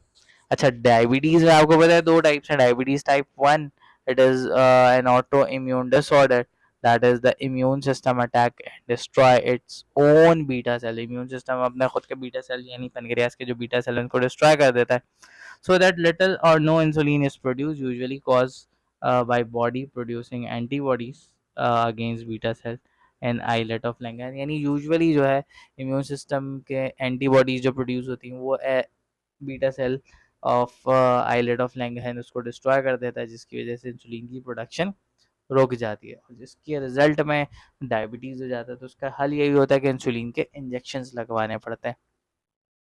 Diabetes type 2 is a different, it is associated with genetic history, obesity, stress, lack of exercise और old age. इसकी वजह से होता है. In type 2 insulin is produced but insulin काम नहीं कर पाता, टारगेट सेल पर रिस्पॉन्ड नहीं कर पाता. अच्छा, इसको डिटेल में समझने के लिए जो है वीडियो ऑलरेडी चैनल पे मौजूद है, आप उसको वहाँ से देख सकते हो. पूरी डिटेल में मैंने पूरा टॉपिक, पूरा चैप्टर पढ़ाया हुआ है. डायबिटीज़ को भी बहुत अच्छे से एक्सप्लेन किया हुआ है. अच्छा, अभी अब बात आती है ये पैनक्रियास के बाद जो है हमारे पास है एड्रीनल ग्लैंड की. एड्रीनल ग्लैंड की अगर हम बात करें तो adrenal glands are located just above each kidney. Kidney के बिल्कुल ऊपर मौजूद होता है. So each adrenal gland is composed of an inner portion adrenal medulla and outer portion adrenal cortex. यानी adrenal gland के दो parts होते हैं, एक adrenal cortex होता है और एक adrenal medulla होता है. Inner region is adrenal medulla and outer region is adrenal cortex. सही है. So adrenal medulla जो है it's a central part produce two hormones epinephrine जिसको हम adrenaline भी बोलते हैं और epinephrine जिसको noradrenaline भी बोलते हैं. सही. In response to stress, stress के नतीजे में ये प्रोड्यूस करता है. Action of these hormone trigger alarm response similar to elicit by the sympathetic nervous system. ये इमरजेंसी हार्मोन है, बॉडी में अलार्म रिस्पॉन्स प्रोड्यूस करते हैं जैसे कि सिंपैथेटिक नर्वस सिस्टम भी प्रोड्यूस करता है. Helping to prepare the body for extreme efforts. Among effect of these hormone are an increase heart rate. यानी कि भाई बॉडी को प्रिपेयर करता है एक्सट्रीम एफर्ट्स के लिए, जिसके अंदर कौन क्या क्या चीज़ें शामिल है. हार्ट रेट बढ़ जाता है, increase blood pressure, dilation of bronchiole, bronchus dilate हो जाएगा तो सांस लेने में ज़्यादा जान लगानी पड़ेगी, सांस फूलने लगेगी, आप डीप ब्रीथिंग करना शुरू कर दोगे. Elevation of blood glucose. सही, ग्लूकोज का लेवल बढ़ जाता है. Reduce blood flow to the skin. Skin का ब्लड फ्लो कम हो जाता है ताकि भाई स्किन की तरफ से ब्लड फ्लो कम हो जाए और ऑर्गन में ज़्यादा ब्लड फ्लो हो ताकि बंदा एनर्जेटिक रहे. Digestive organs and increase blood flow in the heart and muscle. यानी स्किन और डाइजेस्टिव ऑर्गन्स में से ब्लड फ्लो कम हो जाता है और हार्ट और मसल्स में ब्लड फ्लो बढ़ जाता है. ये एमसीक्यूज है, याद रखना. Adrenal medulla is activated by the sympathetic nervous system which prepare the body to the emergency. यानी एड्रीनल मेड्यूला की एक्टिवेशन, डीएक्टिवेशन और सिक्रीशन का ताल्लुक सिंपैथेटिक नर्वस सिस्टम से होता है. जबकि एड्रीनल कॉर्टेक्स की बात करेंगे तो एड्रीनल कॉर्टेक्स को एंटीरियर पिट्यूटरी से ग्लैंड से सिक्रीट होने वाला एक हार्मोन एसीटीएच कंट्रोल करता है. So adrenal cortex, the hormones from the adrenal cortex are all steroids and are referred to collectively as corticosteroid. सही है. एड्रीनल कॉर्टेक्स से सिक्रीट होने वाले जो हार्मोन्स हैं वो स्टेरॉइड्स है, जबकि एड्रीनल मेड्यूला से कैटेकोलामाइन यानी अमाइनो एसिड डेरिवेटिव्स रिलीज हो रहे थे. So many corticosteroids have been isolated from the adrenal cortex. The three main functions are glucocorticoids. The three main types are, बहुत सारे अब तक corticosteroid इससे आइसोलेट हो चुके हैं, लेकिन इनमें से जो तीन मेन टाइप्स हैं उसके अंदर ग्लूकोकॉर्टिकॉइड है जैसे कि कॉर्टिसोल, मिनरलोकॉर्टिकॉइड है जैसे एल्डोस्टेरोन एंड एंड्रोजन. अब ग्लूकोकॉर्टिकॉइड और cortisol stimulate the breakdown of muscle protein into amino acids which are carried by the blood uh, to liver. They also stimulate liver to produce enzyme needed for gluconeogenesis to convert amino acid into glucose. यानी भाई ये क्या करता है, muscles के protein को break करता है जिससे अमीनो एसिड रिलीज होता है. वो अमीनो एसिड ब्लड के जरिए से लिवर में लाया जाता है और फिर लिवर में ऐसे एंजाइम एक्टिवेट करता है जो उस अमीनो एसिड को ग्लूकोज में कन्वर्ट कर दे. Glucocorticoid release is stimulated by ACTH from anterior pituitary gland. यानी अब आपको पता चल गया कि भाई एड्रीनल कॉर्टेक्स को स्टिमुलेट करता है एंटीरियर पिट्यूटरी ग्लैंड, जबकि एड्रीनल मेड्यूला को स्टिमुलेट करता है सिंपैथेटिक नर्वस सिस्टम. अच्छा जी, तो यहाँ पे बताया गया कि भाई कॉर्टिको रिलीजिंग हार्मोन पहले हाइपोथैलेमस से सीआरएच रिलीज होता है which produce by hypothalamus in response to stressful event including trauma, infection और एक्सपोजर टू सीवियर टेम्परेचर. तो भाई यानी किसी भी किस्म का ट्रॉमा हो, कुछ हो, इस तरह से कुछ भी हो, तो ये हाइपोथैलेमस पे मैसेज जाता है और वो क्या करता है, सीआरएच रिलीज करता है जो कि एसीटीएच की को स्टिमुलेट करता है और एसीटीएच फिर जो है ग्लूकोकॉर्टिकॉइड, मिनरलोकॉर्टिकॉइड ये सब रिलीज कराता है। The glucocorticoid act somewhat similar to glucagon, जो कि ग्लूकागॉन की तरह ग्लूकोकॉर्टिकॉइड काम कर रहा होता है। सो इन दैट, ये बड़ा इंपॉर्टेंट पैराग्राफ है बेटा। ये क्या कह रहा है कि भाई in that it stimulate the synthesis of glucose, यानी ये ग्लूकोज की सिंथेसिस को स्टिमुलेट करता है, while encouraging the utilization of lipid rather than glucose for energy। यानी ये जो है किसको इनकरेज करता है, लिपिड को इनकरेज करता है कि भाई लिपिड को कंज्यूम किया जाए इंस्टेड ऑफ ग्लूकोज एनर्जी के लिए, ताकि ग्लूकोज का लेवल ब्लड में बढ़ा रहे। अच्छा, अब यहाँ पे एक बड़ी इंपॉर्टेंट बात बताई गई है इस पैराग्राफ में बेटा, देखो क्या बात बताई गई है। कह रहा है कि you may have observed that a variety of hormones including thyroxine, insulin, glucagon, epinephrine and glucocorticoid are involved in the metabolism of glucose। यानी ये वो सारे hormones हैं जो कि ग्लूकोज की मेटाबॉलिज्म में इन्वॉल्व है। अब बेटा इससे कोई एमसीक्यूज आ गया कि भाई thyroxine involve in glucose metabolism, तो yes it is involve, insulin involve, glucagon, epinephrine ये सब इन्वॉल्व है। तो याद रखना ये एमसीक्यूज में अक्सर ऐसा हो जाता है कि भाई जैसे मिसाल के तौर पे कि भाई आपसे पूछ लिया कि which of the following is involve in glucose metabolism, option में इंसुलिन है, ग्लूकागॉन का ऑप्शन देगा नहीं, इंसुलिन, एपिनेफ्रिन, थायरोक्सिन ये ऑप्शन दे देगा, और एक ऑप्शन होगा ऑल ऑफ दी अबव। तो अब स्टूडेंट बोलता है कि भाई इंसुलिन का ही काम होता है ग्लूकोज की मेटाबॉलिज्म, वो इंसुलिन में टिक कर देता है, जबकि आंसर था ऑल ऑफ दी अबव। सही है, इस तरह के एमसीक्यूज जो है इस तरह के पैराग्राफ से बन सकते हैं। सो भाई कहा गया कि भाई ये सब ग्लूकागॉन ये सब ग्लूकोज की मेटाबॉलिज्म में इन्वॉल्व है। This is likely due to the brain's need for certain nutrient during metabolism. ये इसलिए है क्योंकि ब्रेन की ज़रूरत है, ब्रेन को चाहिए होता है, इसीलिए ये सारे इंतज़ाम होते हैं। जबकि while majority of the body cells can use both carbohydrate and fat and protein, यानी भाई बॉडी के दूसरे सेल्स जो है वो कार्बोहाइड्रेट को भी यूज़ कर सकते हैं, उनको फैट को भी यूज़ करने में कोई मसला नहीं है, प्रोटीन को भी यूज़ करने में कोई मसला नहीं है एनर्जी बनाने के लिए। जबकि brain cells can only use glucose, जबकि ब्रेन सेल्स सिर्फ ग्लूकोज यूज कर सकते हैं। Thus glucose level can not be allowed to fall too low और brain cell rapidly starve leading to the unconsciousness and death. So the thing is कि भाई brain की वजह से ये सारे इंतजाम किए जाते हैं कि भाई ग्लूकोज का लेवल कभी बॉडी में कम नहीं होना चाहिए, तो इसीलिए सारे इंतजाम किए जाते हैं कि भाई इतने सारे हार्मोन ग्लूकोज की मेटाबॉलिज्म से रिलेट करते हैं। सही है भाई, बाकी के सारे ऑर्गन तो चलो ग्लूकोज नहीं है तो कोई बात नहीं, हम जो है फैट ले लेंगे, प्रोटीन ले लेंगे, ब्रेन नहीं। ब्रेन कहता है कि भाई इसलिए जब ग्लूकोज का लेवल कम होता है तो ब्रेन पे इफेक्ट आता है, बंदा अनकॉन्शियस हो जाता है, डेथ भी हो सकती है, कोमा में भी जा सकता है।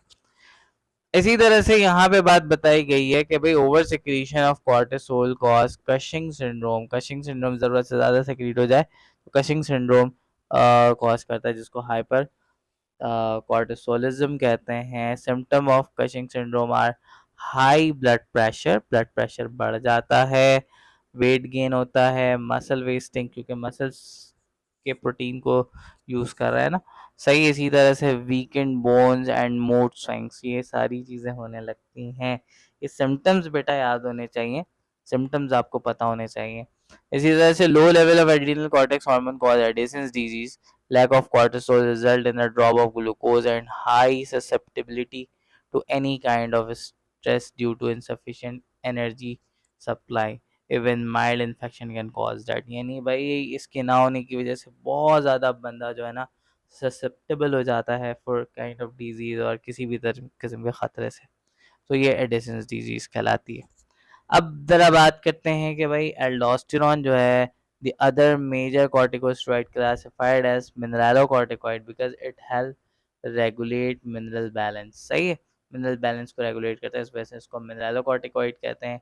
अ primary action of aldosterone is to stimulate the kidney to रीअब। देखो एल्डोस्टेरॉन किन किन सिचुएशन में सिक्रीट होता है, ये हाइपर नेट्रीमिया, सॉरी हाइपोनेट्रीमिया, जब नेट्रीमिया कहते हैं low level of sodium, natrium Na आप यूज करते हो ना सोडियम में, तो ईमिया का मतलब होता है ब्लड, सोडियम का लेवल कम हो जाए, या हाइपर कैलीमिया, कैलीमिया यानी कैलियम, कैलियम यानी पोटासियम, के यूज करते हो तो पोटासियम कम हो जाए, पोटासियम बढ़ जाए, सोडियम कम हो जाए, तो उस सिचुएशन में एल्डोस्टेरोन सिक्रीट होता है। एल्डोस्टेरोन का काम क्या होता है? रीअब्जॉर्प्शन करवाना सोडियम को यूरिन से ब्लड में। Sodium is needed to maintain blood volume and blood pressure. सही है, सोडियम का काम ब्लड वॉल्यूम और ब्लड प्रेशर को मेंटेन करना। During low blood sodium level the kidney secrete an enzyme the renin, which convert plasma protein angiotensinogen to angiotensin 1. The later is converted into angiotensin in the lungs. सही है कि भाई पहले kidney जब low level हो जाएगा sodium का या ब्लड शुगर लेवल, ब्लड का प्रेशर लो हो जाएगा, तो किडनी रेनिन रिलीज करेगा और रेनिन क्या करेगा? एंजियोटेंसिनोजन को एंजियोटेंसिन 1 में कन्वर्ट करेगा, और एंजियोटेंसिन 1 जो है वो लंग्स में एंजियोटेंसिन 2 में या एंजियोटेंसिन में कन्वर्ट हो जाएगा। सही है, याद रखना एंजियोटेंसिन की फॉर्मेशन लंग्स में होती है, जिसकी मदद से एंजियोटेंसिन कन्वर्टिंग एंजाइम एसीई की मदद से which stimulate adrenal cortex to release aldosterone, और वो फिर एंजियोटेंसिन क्या करता है? एड्रीनल कॉर्टेक्स को स्टिमुलेट करता है कि भाई एल्डोस्टेरोन रिलीज करो।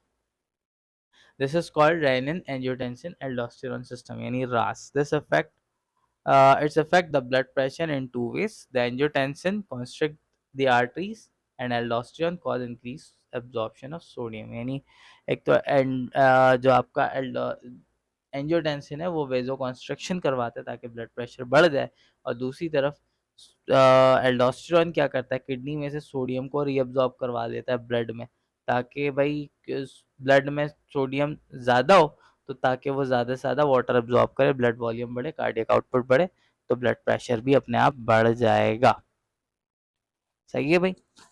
इसके बाद बताया गया third group of corticosteroid are sex hormone mainly androgen. सही, तीसरा जो ग्रुप है वो एंड्रोजन है। Similar to testosterone present in both male and female bodies during adolescence, level of androgen increase in both male and female promote secondary sex character. Adolescence कहते हैं जवानी को भाई। सही है, प्यूबर्टी जब आने लगती है, प्यूबर्टी के बाद तो उस वक्त जो है मेल और फीमेल दोनों में प्रोड्यूस होता है, जो कि सेकेंडरी सेक्स कैरेक्टर प्रोड्यूस कराता है। याद रखना, मेल में हाई क्वांटिटी में होता है, फीमेल में लो क्वांटिटी में होता है। अच्छा उसके बाद एक्स्ट्रा रीडिंग मटेरियल में हम कुछ चीज़ें पढ़ते हैं कि भाई straight stress kicks the endocrine system into high gear. Stress जो है वो एंडोक्राइन सिस्टम को हाई गियर पे किक कर देता है। इन रिस्पॉन्स टू स्ट्रेस, सही है, in response to stress the endocrine system quickly secrete various hormones at higher than normal level in order to help the body mobilize more energy and adapt new circumstances। यानी जब stress condition में बहुत सारे hormones ऐसे होते हैं जो ज़रूरत से ज़्यादा, तो ये वाले हार्मोन्स जो है जो ज़रूरत से ज़्यादा सिक्रीट होने लग जाते हैं बेटा। सही है, फॉर एग्जाम्पल जो है, ताकि अच्छा ज़रूरत से ज़्यादा सिक्रीट होने की वजह क्या होती है? ताकि भाई मोबिलाइज किया जा सके एनर्जी को। सही है, इसी तरह से नए सर्कमस्टांसेस को अडेप्ट किया जा सके। जैसे कि भाई पिट्यूटरी एड्रीनल एक्सेस है, start releasing adrenaline to increase the volume of blood pump out of the heart and blood flowing to the skeletal muscles. यानी कि भाई आपको पता है कि भाई एड्रीनलिन की सिक्रीशन बढ़ जाती है, जो कि ब्लड के पंप को बढ़ा देता है और जो है स्केलेटल मसल्स में ब्लड के फ्लो को बढ़ा देता है ड्यूरिंग एक्यूट फिजिकल स्ट्रेस। सही, द पिट्यूटरी ग्लैंड में also ramp up the secretion of growth hormone which enhance metabolic activities, but prolonged or frequent stressful event can lead to number of endocrine disorder including Graves disease, gonadal dysfunction and obesity। भाई यहाँ पे इस पूरे बात में, इस पूरे paragraph में ये बात बताई गई है कि भाई सही है, जब आप स्ट्रेस कंडीशन में होते हो तो आपका एंडोक्राइन सिस्टम ट्रिगर हो जाता है, वो हार्मोन की सिक्रीशन बढ़ा देता है, जो कि एनर्जी की मोबिलाइजेशन करवाता है, न्यू सर्कमस्टांसेस को अडेप्ट करवाता है, ये सारे काम कराता है। अब जिसमें एग्जांपल दी गई है कि भाई पिट्यूटरी ग्लैंड जो है एड्रीनलिन को स्टिमुलेट करवाता है, एड्रीनलिन की सिक्रीशन करवाता है, जिससे हार्ट रेट बढ़ता है, मसल्स का ब्लड फ्लो बढ़ता है, ये सारी चीज़ें करती है। ये सब फिजिकल एक्सरसाइज में, फिजिकल स्ट्रेस में काम आता है। और इसी तरह से इसमें बताया गया कि भाई कि फॉर एग्जांपल इसके अलावा दूसरे हार्मोन, ग्रोथ हार्मोन की सिक्रीशन बढ़ती है, तो उससे क्या होता है, प्रोटीन की एब्जॉर्प्शन बढ़ती है, सेल डिवीजन बढ़ती है, ये सारी चीज़ें होती है। लेकिन ये सब हो रहा है, लेकिन अगर कभी एंडोक्राइन की सिक्रीशन ज़रूरत से ज़्यादा बढ़ जाए तो बहुत सारी बीमारियां भी हो सकती हैं। अगर स्ट्रेस ज़रूरत से ज़्यादा बढ़ जाए तो एंडोक्राइन की सिक्रीशन ज़रूरत से ज़्यादा बढ़ेगी, तो जिसकी वजह से बहुत सारी बीमारियां भी हो सकती हैं। अब उसके अंदर जैसे ग्रेव्स डिजीज़ है, ग्रेव्स डिजीज़ हाइपर थायरॉयडिज्म की वजह से होता है, इस थायराइड के ज़्यादा होने की वजह से। इसी तरह से अच्छा, ग्रेव्स डिजीज़, ग्रेव्स नाम सुन के लग रहा है कि कब्र की बात हो रही है, नहीं, लेकिन जिस साइंटिस्ट ने इसको डिस्कवर किया था उसका नाम था एंड्रयू ग्रेव्स। इसी तरह से गोनाडल डिस्फंक्शन हो सकती है, ओबेसिटी हो सकती है, ये सारी चीज़ें इसमें हो सकती हैं। अच्छा, फिर बात करते हैं गोनेट्स की। Gonads produce and secrete three major categories of steroid hormone: testosterone, oestrogen and progesterone. Obviously testosterone testis से सिक्रीट होता है मेल में, प्रोजेस्टेरोन और एस्ट्रोजन फीमेल में सिक्रीट हो रहा है, सही है। सो भाई टेस्टोस्टेरोन, टेस्टिस की बात की गई है यहाँ पे कि भाई टेस्टिस में क्या होता है। Testis are male gonad produce both sperm and male sex hormone, यानी मेल गोनेट है जो कि मेल सेक्स हार्मोन भी सिक्रीट करता है और मेल स्पर्म भी प्रोड्यूस करता है। Anterior pituitary gland secrete gonadotropin, anterior pituitary gland से गोनाडोट्रोपिन रिलीज होता है, जिसमें एफएसएच है एंड एलएच है। FSH stimulate Sertoli cells of testis to facilitate sperm development, यानी सर्टोल देखो, जो है आपके टेस्टिस के अंदर ट्यूब्स होते हैं जिसके अंदर स्पर्म की प्रोडक्शन होती है, जिसको हम सेमिनिफेरस ट्यूब्यूल्स कहते हैं। उसी के अंदर सर्टोली सेल्स होता है जो कि स्पर्म की प्रोडक्शन को स्टिमुलेट करता है। एलएच लेडिक सेल को स्टिमुलेट करता है जो कि टेस्टोस्टेरोन सिक्रीट करता है। Leydig cell of testis located and interstitial tissues between the seminiferous. इसी तरह से जो टेस्टिस में जो सेमिनी देखो, टेस्टिस में ऐसे लोब्स होते हैं, इन लोब्स के अंदर सेमिनिफेरस टिब्यूल्स होते हैं ऐसे, और इन्हीं के बीच बीच में आपका लेडिक सेल्स मौजूद होता है और वो इस टेस्टोस्टेरोन सिक्रीट करता है। सही है, टेस्टोस्टेरोन सिक्रीट करता है कई जो है begin to see it produce early in the development of an embryo, determine that fetus will develop male rather than female। अच्छा, अब ये मैं आपको समझा दूं कि भाई जो एम्ब्रियो होता है, सही है, तो ये उस वक्त भी सिक्रीट होता है अगर इसकी क्वांटिटी हाई है, तो भाई वो एम्ब्रियो का जेंडर क्या होगा, मेल। और अगर इसकी क्वांटिटी लो है, टेस्टोस्टेरॉन की बात हो रही है, तो उस एम्ब्रियो का जेंडर होगा फीमेल, सही है। अब यहाँ पे इसकी पूरी साइकिल बताई गई है कि भाई हाइपोथैलेमस जीएनआरएच रिलीज करता है, जीएनआरएच एंटीरियर पिट्यूटरी ग्लैंड में जाता है, एफएसएच सिक्रीट करता है, एलएच सिक्रीट करता है। सो ये सारी चीज़ें हो रही होती हैं। इसी तरह से testosterone produce both anabolic and androgenic effect in human male, यानी एनाबॉलिक और भी और एंड्रोजेनिक इफेक्ट भी प्रोड्यूस करता है। Anabolic effect of testosterone include muscle mass, muscle strength, increase bone density, bone strength, linear growth and bone maturation. ये anabolic effect के अंदर क्या क्या चीज़ें शामिल है कि भाई मसल मास का गेन करना, मसल स्ट्रेंथ का बढ़ जाना, बोन की डेंसिटी बढ़ जाना, सही है, लीनियर ग्रोथ होना, बोन मैचुरेशन होना। इसी तरह से androgenic effect of testosterone include maturation of sex organ, सही है, एंड्रोजेनिक का सेक्स ऑर्गन का मैच्योर होना, formation of scrotum in foetus, इसी तरह से deepening of voice and growth of facial and axillary hairs, सही। तो ये दोनों इफेक्ट, यानी भाई एंड्रोजेनिक का मतलब non sexual effect in male, and जो है एनाबॉलिक इसके अंदर नॉन सेक्सुअल इफेक्ट मेल में प्रोड्यूस होता है। अब बात करते हैं ओवरीज की। भाई ओवरीज के अंदर भाई आपके पास फीमेल गोनेट्स है जो कि एब्डोमिनल कैविटी में मौजूद होता है, जो कि एग सेल भी प्रोड्यूस करता है, फीमेल हार्मोन भी प्रोड्यूस करता है, जिसके अंदर एस्ट्रोजन और प्रोजेस्टेरॉन शामिल है। यहाँ पे बताया गया है कि भाई जो एस्ट्रोजन है contribute to the development and function of female reproductive organ, promote secondary sex character, यानी एस्ट्रोजन का काम होता है कि भाई फीमेल सेक्स ऑर्गन को स्टिमुलेट करे, सही, सेकेंडरी सेक्सुअल कैरेक्टरिस्टिक्स प्रोड्यूस करे, which include development of breast, breast का डेवलप हो जाना फीमेल में, fat distribution and hip hip में फैट की डिस्ट्रीब्यूशन फीमेल में ज़्यादा होती है। फिर इसी तरह से legs and breast armpits and pubis hair, यानी लेग्स में आर्मपिट्स में ब्रेस्ट रीजन में हेयर का प्रोड्यूस हो जाना, एंड मिनार्स यानी मेंस्ट्रुअल साइकिल का स्टार्ट होना। Change in oestrogen level is encountered with various phases and involvement of female reproductive life, and period of low estrogen are associated with mood swings, depression, headache, and irregular period and sleep problem. तो the thing is कि भाई oestrogen जब है तो oestrogen का काम female reproductive health को, periods को, इन सारी चीज़ों को रेगुलेट करना। लेकिन अगर एस्ट्रोजन कम हो जाता है तो मूड स्विंग्स होता है फीमेल में, डिप्रेशन होता है, हेडेक होता है, सही है, पीरियड्स इरेगुलर हो जाता है, स्लीप प्रॉब्लम्स होने लग जाती है। Progesterone hormone of ovary help in regulating menstruation and maintain pregnancy in human female।